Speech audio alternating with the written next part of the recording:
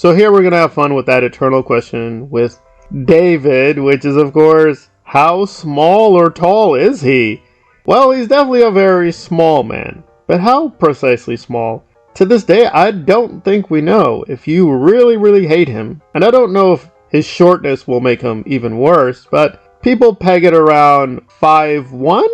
5 feet 1 inch, but I'd be more generous and might be 5 and 3 inches. So maybe 5'3", 5'4". We don't know. We do have a little basis of comparison because he hangs up with Tom, and Tom is not the tallest man in the world. He's not super short either. I think people have exaggerated that too. However, he is, I think, fair to say, smaller than the average man. So I guess sort of 5'5", 5'6". And David is a little bit more small than Tom. We have seen them sometimes side by side, and yeah, he noticeably looks shorter. And more recently, Apostate Alex had a little bit of fun looking at how David measures up to other people at a podium, and it is very, very shocking. Standing there at the podium.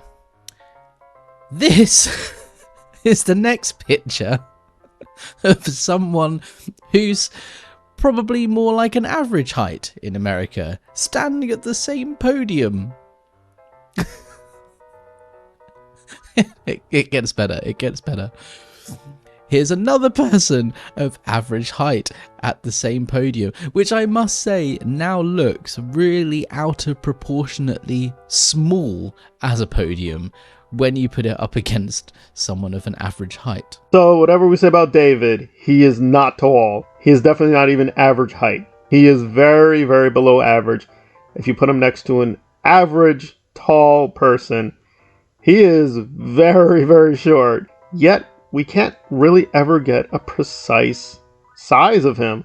Not sure why, but I do think this does give us some clue as to why he basically comes out in public very rarely. A lot of people keep going back to the trafficking suits, and yes, he obviously is a criminal and things like that. He's obviously a little bit under pressure, but I think it's pretty obvious.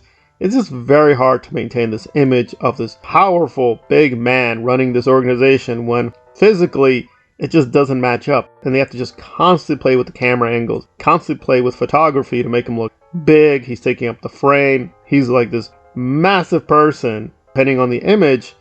But back in reality, it's harder to manipulate all these sizes, so it just looks a little weird when we see his actual height. He is always coming off basically child size, and you kind of wonder yourself, this is the guy? Yeah, that's the guy. That's the guy running the whole thing. And you're like, wow, you're very, very small. And I guess this is just a psychological issue with him. He just doesn't want to be seen with his smallness. And you'd think to yourself, if you're a Scientologist, you have all this access to all these mental powers. Yes, that is the claim. And these mental powers can affect reality.